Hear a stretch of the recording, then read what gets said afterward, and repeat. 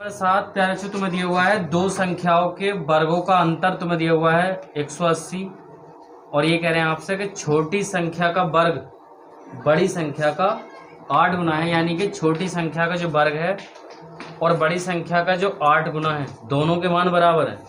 तो हम आपसे कह रहे हैं प्यारे बच्चों यहाँ से कि आपके पास बड़ी संख्या है x और छोटी संख्या है आपके पास y।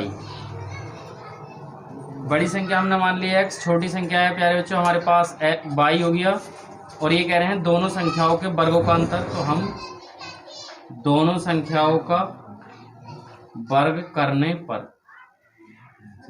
प्यारे बच्चों हम बड़ी संख्या का वर्ग करेंगे तो हमारे पास हो जाएगा x स्क्वायर, छोटी संख्या का वर्ग करेंगे तो हो जाएगा y स्क्वायर, और तुम्हारे पास बड़ी संख्या और माइनस छोटी संख्या के वर्गों का अंतर दिया हुआ है 180। यहाँ पे x square minus y square बराबर हो गया 180। तो बच्चों यहाँ पे इनकी एक शर्त और है, ये कह रहे हैं छोटी संख्या का वर्ग। प्यारे बच्चों यहाँ देखेंगे हमारे पास छोटी संख्या थी y, हमने इसका कर दिया वर्ग।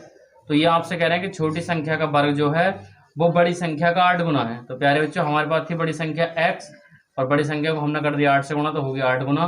तो यानी कि ये आपसे कह रहे थे कि छोटी संख्या का वर्ग बड़ी संख्या का 8 गुना है। तो यहाँ पे देखेंगे आपके पास कि छोटी संख्या का वर्ग और बड़ी संख्या का 8 गुना दोनों आपस में बराबर हैं। तो बस मैं आपसे ये कह रही हूँ कि जहाँ पे है y स्क्वायर यानी y का स्क्वायर छोटी संख्या का स्क्वायर, उसकी जगह मैं रख सकता हूँ 8x, बस इतनी सी बात है। तो आप यहाँ देखेंगे तुम्हारे पास यहाँ रखा हुआ है x square minus y square की जगह मुझे मान रखना है 8x और बराबर में था आपके पास 180। तो प्यारे बच्चों 180 इधर था, इधर ले आएंगे तो यहाँ हो जाएगा आपके पास 8x माइनस के 180 बराबर 0। तो अब आपके पास बन गई द्विघात समीकरण। द्विघात समीकरण मतलब x स्क्वायर माइनस के 8x माइनस के 180 बराबर 0। तो अब तुम्हें 180 के ऐसे फैक्टर करने हैं बच्चों, यहाँ से जो गुणा करें तो 180 आवर माइनस के 8 बचना चाहिए। अब पता चला कि हमें समझ में नहीं आ रहा कि कैसे फैक्टर होंगे, क्या करना चाहिए। देखेंगे यहाँ पे हम कर लेंगे फैक्टर 180। आपको पहले छोटी छोटी संख्या से काटना, हम काटेंगे 2 से, 2 नंबर 18, 0 ऐसे ही। फिर आप काटेंगे 2 से, 2 चौक 8, 2 पंजे 10, और अब आपसे काट 3 से, 3 का 3, 3 पंजे 15, और फिर 3 से काटेंगे प्यारे बच्चों 3 पंजे 15 और 5 ही का 5। अब हमें इस तरह से इन फैक्टरों का जोड़ तोड़ करना है कि गुणा करने पर हमारे पास माइनस के 8 रह जा और गुणा करें तो 180 आ जाए और माइनस के 8 बचने चाहिए। तो हमारे पास यहाँ हो गया 5 दूनी 10 और 3 तिया 9 और 9 दूनी 18। अगर 18 में बचेंगे तो माइनस के 8 बचेंगे और 18 और 10 की गुणा करेंगे तो आ जाएगा 180। तो यहाँ से देखेंगे आपके पास x स्क्वायर माइनस के 18x प्लस के 10x और माइनस के 180 बराबर 0। 18 के 10 की गुणा करेंगे तो 180 आएगा और 18 में से प्लस के 10 जाएंगे तो माइनस के बचेंगे 8। यहाँ से देखेंगे प्यारे बच्चों, यहाँ से मैंने ले लिया आपके पास x कॉमन, तो अगर कोई चीज़ लेते हैं कॉमन तो उससे करते हैं भाग, तो यहाँ से बचेगा x और यहाँ से बचेगा 18।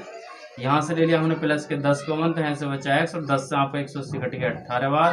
तो यहाँ से आप देखेंगे दोनों जगह आपके पास 1 से हैं, तो एक यहाँ हो गया आपके पास x माइनस 18 और एक हो गया है x प्लस 10। तो प्लस वाला जोड़ा हम यहाँ से लेंगे नहीं प्यारे बच्चों, किसी का मान निकालना होता तो प्लस वाला नहीं लेते।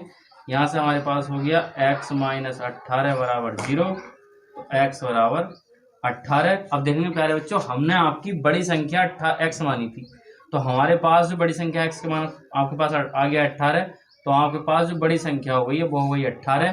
तो अब देखेंगे बच्चों यहाँ से आपके पास बड़ी संख्या यानी x थी, तो x बराबर हमारे पास आ गया 18, तो आपके पास बड़ी संख्या हो गई 18। अब हमें छोटी संख्या बतानी है, तो छोटी संख्या बच्चों हमने मानी थी y, तो y की जो हमारी शर्त थी वो ये थी कि छोटी संख्या का वर्ग और बड़ी संख्या का 8 गुना बराबर है। तो यहाँ से हम देखेंगे y का मान हमारे यहाँ से निकलेगा y स्क्वायर बराबर तुम्हारे पास दिया हुआ था 8x, तो y स्क्वायर ऐसे ही 8 गुना x का मान था प्यारे बच्चों तुम्हारे पास 18, तो y स्क्वायर बराबर 18 8 होते हैं 144।